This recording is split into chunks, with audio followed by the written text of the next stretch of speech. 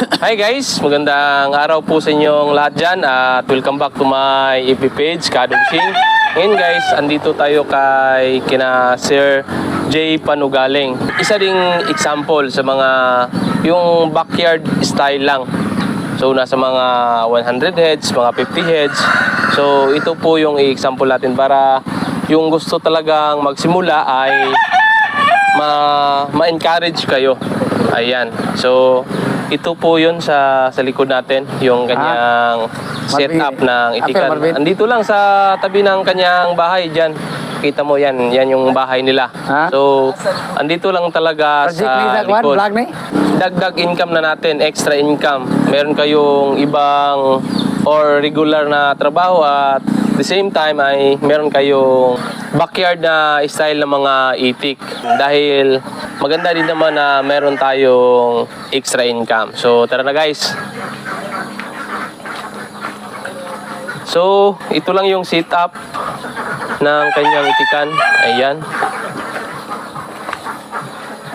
Ayan, nandito si Sir J. So, dito tayo sir. Para makita, Driata. So, mga ilang heads ito, sir? 60 heads na siya. 60 heads? Oo. At nangingitlog na ngayon? Nangitlog na mga 20. Kabog itlog niya buntan. 20 pieces yung itlog. Mga ilang edad na ito, sir? Mga 3 months ang pinaka-kuan ni. 3 months tapos. So hindi pala ito magkapatid lahat? Hindi. Merong mga 3 months. 4 months, 5 months. So mga ilang, ano ito, mga ilang batch, ilang edad? Tatlong edad? Ay hindi, kuan. 5 months, 4 months, 3 months. So tatlo. Tatlo yung edad nila. Merong, ang pinakamatanda nito? 5 months. 5 months? So yun yung mga nangitlog na siguro ngayon? Oo, siguro. So yun yung mga nangitlog at ang pinakabata ay yung 3 months? 3 months. 3 months. So 60 heads at meron ng mapulot na 20 pieces na itlog. Itong sit up. Sa paitlogan. So dito yung Itloganan. paitloganan nila. Oo. Ayan, meron lang kunting bubong. Para di mabasag itlog. Mga nagasto mo nito? Mga magkano? Walang 1,000 lang. 1,000. Mga 1,500. Apil lang banday. Mga 1,500. 1,500. Apil lang banday. 500. Yung nagasto lang nito ay 1,500 at ito. Mura lang. Ito, siguro nasa mga 600 na siguro. So, ano lang, extra income mo lang ito, sir. Extra income lang. So, ano talaga yung pinagkakitaan mo ngayon? Kardaba, saging. Buyer ka ng kardaba. Daisir to, daisir. Napugi buyer. So, ayan guys. So, si sir ay isang buyer at saka daisir ng kardaba. Yung mga saging mo ay saan dinadala? Bicol. Bicol? Bicol, Ayan. Manila. Yung nakapark dito na mga twin van. So, ayan guys. So, ito guys ay extra income lang ni sir na 60 heads. So, at the same time, pinag-aaralan niya at kung makita talaga niya na maganda yung income, baka doon na makapag-desisyon si sir na mag-proceed sa maramihan na bilang na itik. So, ito lang guys, yung setup niya.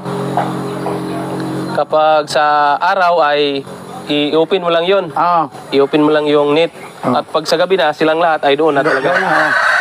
Ngayon guys, tatanungin natin si sir kung magkano yung gasto niya kada araw at yung income sa itlog niya. So since bago pa lang ng itlog, nasa mga 20 pieces pa, hindi pa umabot ng mga 50% egg production, ay medyo mayroon pa tayong ilalabas na pera para pang feeds. So mga ilang kilos yung binibigay mo nito sir? Pagbuntag, 4 kilos. Kapag umaga ay 4 kilos. 4 kilos. At saka sa hapon, 4 kilos. So, sa isang araw ay 8 kilos. 8 kilos. Yung ginagamit mo na feeds, mga price per kilo, mga 30. 32, 35. Ang sako, 1,700 man, 1,700. 1,710 ang sako. Sinako mo ang palit. 35. So, nasa mga estimate, mga 200 plus yung gasto ni sir sa feeds.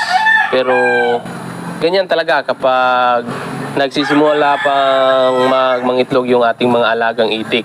So medyo meron pa tayong konting pera na galing sa bulsa na pangbili ng feeds. Kapag aabot na sila ng mga 52 or lagpas pa ay diyan na natin makikita kung meron ba talagang income. Sa growers pa sila, sir. So, yung palakihin pa sila, ano yung style mo nito, yung pinakapakain mo nito? Nag-pure feeds ka ba o may mga organic kang binibigay? Organic. Organic? Oo. Feeds, nag-alalay ka ng feeds o pure organic lang talaga? Feeds at saka organic. Organic. Oo. So, ano yung pinapakain mo ng mga organic? Kardaba. Ito. Oh, kay Ayan. kuan man gud ako ning ituyo man gud nga namuhi ko ani kay sayang man gud ang reject sa saging.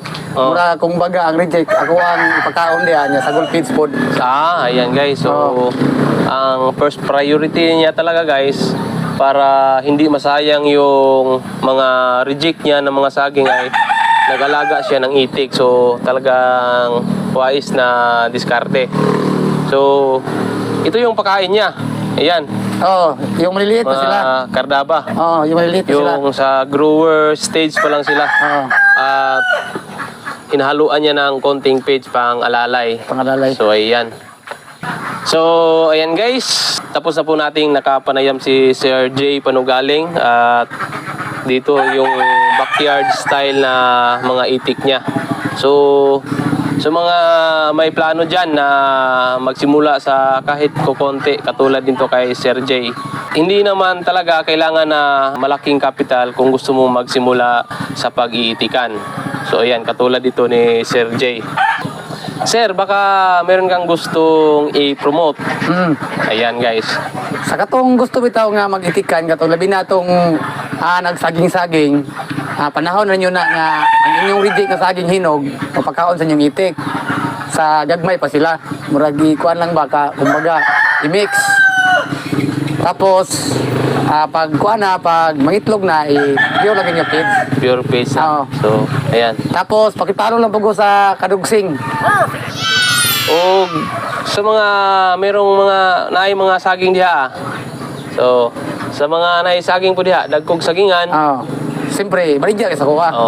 Sa taganahan nga mubaligya og saging diha. So, nindot ang inyong price no kay pang Manila ang inyong Manila, natay Manila dito modawat na puntay Bicol. So mas lamang-lamang jud sila og price gamay. So, kumbaga sa lain nga kuan. i-compare na to sa ubang mga buyer. So, kinsa man tong mga dagko og sagingan diha nga gusto mo og medyo mahal-mahal gamay nga price, aniha lang or kontaka lang si J. Panugaling sa iyang Facebook. GR Panugaling. Address, Puro Concessuao, New Corilla. Puro Concessuao, New Corilla. So, ang inyong area, sir, pwede mo dito sa Laak. Laak, Davao de Oro, o Davao del Norte. Davao del Norte. Asuncion, among Asuncion po. So, yan guys. Nakibayang sa Asuncion, may session dito. So, ang ubang mga buyer po, pwede po rin mo. Magpapili sila. So, yung mga ibang buyer dyan, pwede din kayong, pwede po din magpa-select. Dito, ayan.